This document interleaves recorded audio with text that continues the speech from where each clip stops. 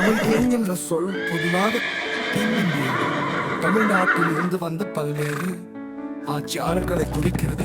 அவர் பிராந்தியத்தின் வரலாறு, கலாச்சாரம் மற்றும் அரசியல் ஆகியவற்றில் குறிப்பிடத்தக்க பாத்திரங்களை வகித்தார்.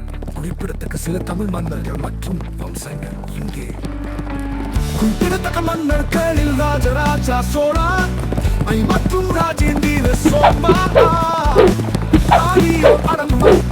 அவர்கள் பேரரசை கணிசமாக விரிவுபடுத்தினர். பாண்டியா வம்சம் இந்த பண்டைய வம்சம் வர்த்தகம், கலாச்சாரம் மற்றும் கலைகளுக்கு அதன் பங்களிப்பு காலம் கொண்டாடப்படுகிறது.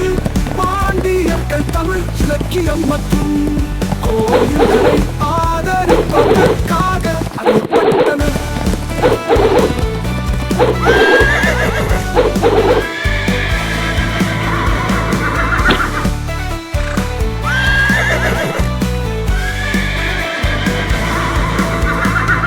தென்னிந்தியாவின் ஆரம்ப வரலாற்றில் அவர்கள் ஒரு குறிப்பிடத்தக்க பங்கை கொண்டிருந்தனர் மற்றும் பிற கலாச்சாரங்களுடனான வர்த்தக தொடர்புகளுக்காக அறியப்படுகிறார்கள்.